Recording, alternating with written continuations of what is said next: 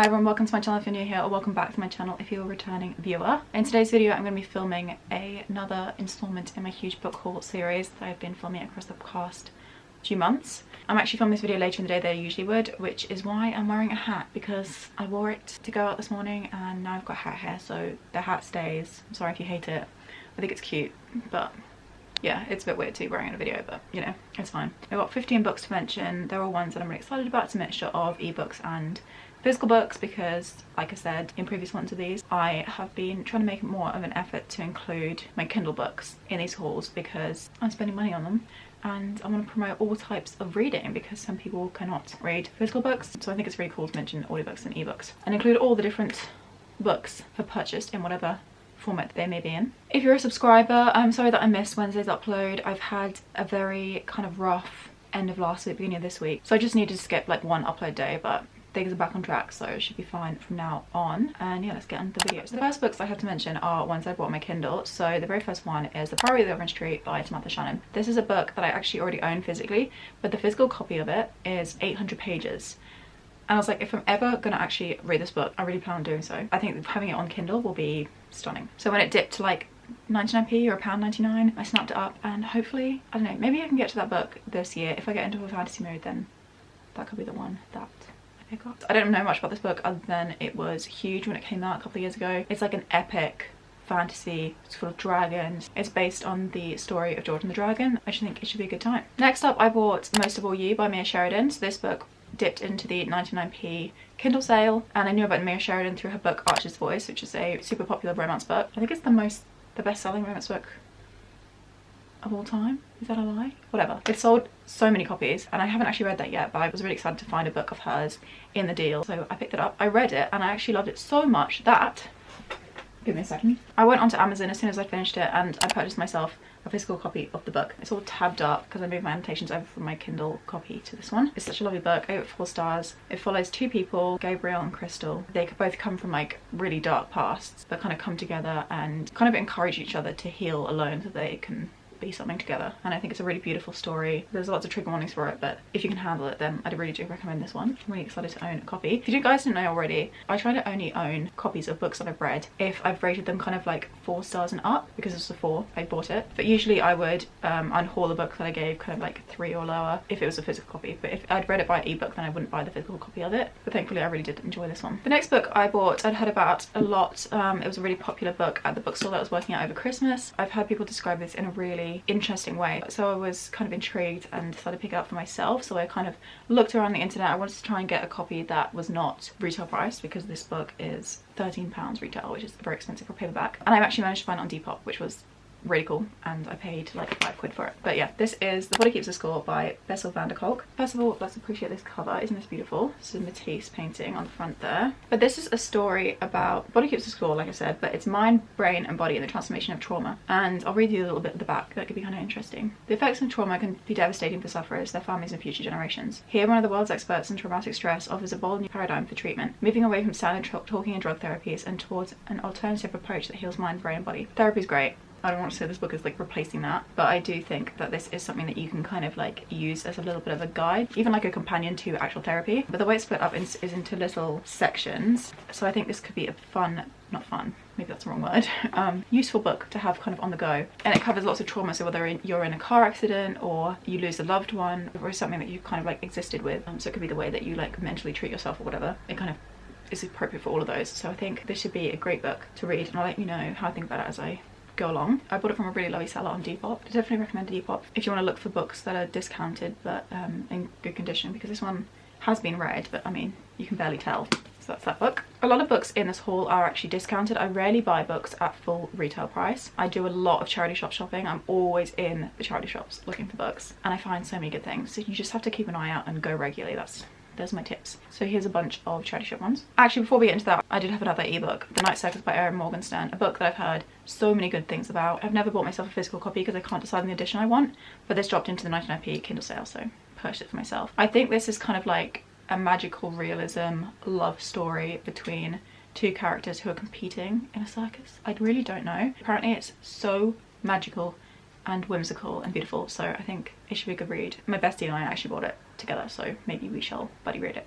at some point. Now we're going to get into the charity shop ones. Sorrow and Bliss by Meg Mason. This is within the genre of kind of like millennial girl going through it, which I just find very relatable. I am a Gen Z, but I'm getting to this point in my life. I just really love these reads. So this is kind of along the lines of like a Sally Rooney style book. But yeah, so in this we follow Martha. She is beautiful, she's a brilliant writer, she's got a husband, everything is like seemingly good for her, but inside she's really struggling. It says maybe Martha is just someone who finds it harder to be alive than most people, or maybe as she has long believed there's something actually wrong with her. I think the condition that she has, mental illness, I'm not sure what exactly it is specifically, but I think that is actually something that is never, we're never told what exactly it is, which I think is a really cool concept, because it means that if you're personally dealing with something, you can kind of relate whatever you're personally dealing with to Martha's character. I just have heard good things about this book. It's actually longlisted for the Women's Prize in Fiction for 2022, and I was really excited to find it in the charity shop. I'm not sure when I'll get to this, but it will happen eventually. I also found Calypso by David Sedaris in the charity shop. I really love this cover. It's textured, it's meant to look like a piece of wood. Semi-autobiographical kind of memoir, but also a little bit fictional, I think. It's like a mix of non-fiction and fiction. David Sedaris is famous for his humour, so I think this should be quite funny, but also it's quite bleak. And I really love the description on the back here. It says, when he buys a beach house on the Carolina coast, Sedaris envisions long relaxing vacations spent playing board games and lounging in the sun with those he loves most. Life at the sea section, as he names the vacation home, is exactly as idyllic as he imagined, except for one tiny vexing realization: it's impossible to take a vacation from yourself. I haven't read any Sedaris before. This shall be the first one I'm going to pick up. Oh. There's a boarding pass in this. From London to Hong Kong on the 27th of February. It doesn't say the year. And they went on business class. Lucas, book belonged to you. Did you enjoy it? Did you stop halfway through? Interesting. I literally love charity shop books. You find so many cool things. I've got so many like free cute bookmarks and things like that from that. Or inscriptions in the front. I just love anything like that. Right, I believe on the same charity shop trip, my mum actually spotted this. This is Timothy Keller's My Rock, My Refuge, a year of daily devotions in the Psalms. I'm currently reading this, so it takes like verses from the Psalms and it does like a little passage and then it does a prayer for you. I'm making my way through this, and I picked this up because my mum was currently reading it and she bought it full price actually, and so we thought we could read along because I have my own copy now. And it's really fun actually because she reads it in the morning and I read it in the evenings of each day, and we kind of pick up on different things depending on how our personal lives are going. It has been a good read. I basically love everything Timothy Keller writes. This is actually Timothy Keller with Kathy Keller, his wife, so that is that book. Paid a couple of pounds for it. This would have been in January. I went to a bunch of charity shops with Abigail. If you're a regular viewer I should say, you should know how by now. We hit up all the charity shops in a couple of little villages or little towns, and it was a gold mine basically. So I found 3 different things in the exact same store, or maybe it was 2 different stores, but whatever, that's irrelevant. So first of all, Ocean Vuong's Night Sky with Excellent Winds. This was such a good find. I can't believe I found it. I've read this book already actually. I didn't give it a rating because I found it too difficult to rate. But yeah, this is his debut poetry collection. It was the winner of the T.S. Eliot Prize in 2017. It's in perfect condition and I paid like £2 for it. Stunning. If you want to hear my thoughts on this, I can link the wrap up on the screen down below. Then another charity shop, like I said, I found 2 books. First of all, The Blade Itself by Abercrombie. So this is the first book in the First Law series. This is basically a grim dark fantasy. When I used to read a lot of fantasy about 3 or 4 years ago, this was constantly talked about. I don't know what I will think of it now. So I've kind of like dip my toes into other genres. This is a really beloved book within the fantasy genre, and I found it for £1.50 and it's in pretty good condition. So whenever I'm in the mood for fantasy again, I believe a frolic through fiction, Ashley has just read this and loved it, so hopefully that will be me too. I also found the 3rd book in the Neapolitan Quartet, Those Who Leave and Those Who Stay. I own My Brilliant Friend, which is the 1st book in this series, but I haven't actually read it yet. But I've heard so many good things about this whole quartet that I thought when I saw this in the charity shop for like £1, it was worth picking it up. This is Italian translated fiction. It's about 2 friends, I believe, and how their relationship kind of changes from childhood into adulthood and beyond. I love these new editions they've come out with. They are the Europa editions. Right, next up I had a very weird situation. So basically what happened is I have been wanting to read Patti Smith's books for a very long time. Finally just bit the bullet and I bought Just Kids, which is her most famous piece of literature, piece of writing, and I was like, this is stunning. I've finally done it. It was a decent price. It wasn't full retail price, but it was like still a little bit spenny, but I was just like, it just needed to happen. I know I'm gonna enjoy this book. Literally 2 days later I found it in the charity shop for like £2. I was like, of course, when I finally bought this book. So what I did is, thankfully I could return the online copy, and I bought the one in the charity shop and I picked it up. So technically I bought this book twice, but yeah, I've only kept 1 copy of it. It's pretty good condition for the charity shop. All of these are. I honestly find so many good things. You would too if you looked. I promise you. Because people always like, how do you do it? And I was like, just turn up and look. Over time you'll find things, I promise. Just Kids by Patti Smith is a memoir of her life, I think, when she moved to New York. It's a bit of like a kind of coming of age, but also particularly to do with her career. Patti Smith is a singer-songwriter, most of them know already, and just an all-round icon. And she was in a relationship with Robert Mapplethorpe, who was a photographer who I studied in utopia. She's won the National Book Award. I just know I'm gonna love this. It's actually on my April TBR, video linked and down below as well. I'm really hoping I get to it. I'm in a bit of a reading slump right now, but hopefully this will happen this month, and if not, it will happen the next month, because I'm just desperate to read it. I'm very excited to have found this in the charity shop and to be able to have done the return or whatever. Although I did feel bad, the company that I bought it from. What you gonna do though? Then one day I was in the Works. The Works is an amazing shop in the UK. Books are like £3 to £6. It's so decently priced, to the point where you're kind of like, how is this company still going? Their things are just so affordable, which is great for the customer, but for the retailer it's probably not ideal. I found Once Upon a Broken Heart by Stephanie Garber for £3, and I love these UK paperbacks. I think they're so beautiful. Like, look at this pink. Pink books are just elite. This is the first book in a series that kind of follows the Caraval series. So I actually reread Caraval, how do you say it like that? Caraval for the first time after having read it back in 2018, I believe. This month.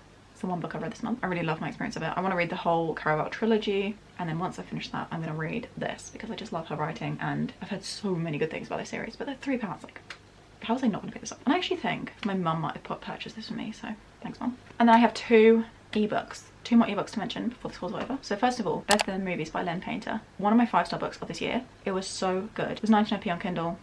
Snapped it up. I really do need to buy a physical copy of it, because I did get 5 stars, but I just haven't got around to that yet. But yeah, it was just perfection in a YA contemporary romance, rom-com kind of thing. So if that's your genre and you haven't picked this up already, then definitely recommend checking it out. And then the final book I bought was one that I've been really excited to read, Utopia Avenue by David Mitchell, the author of Cloud Atlas. Am I lying? A, I don't even know whether that's his name, and B, I don't even know whether he wrote Cloud Atlas as well. But whatever. Regardless, it's kind of popular at the moment because it's been compared to Daisy Jones and the Six, because it's basically like a fictional kind of account of a band's rise and fall.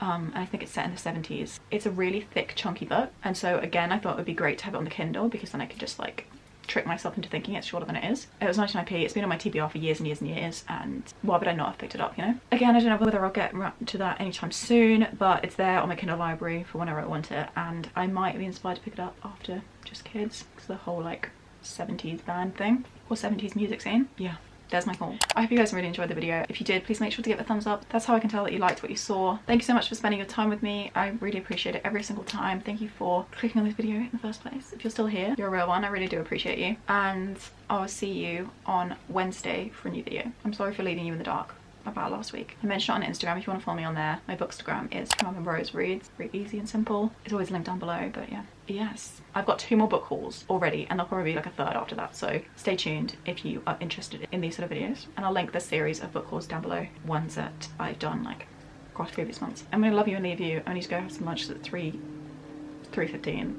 I haven't had any food. Have a lovely day, and see you soon.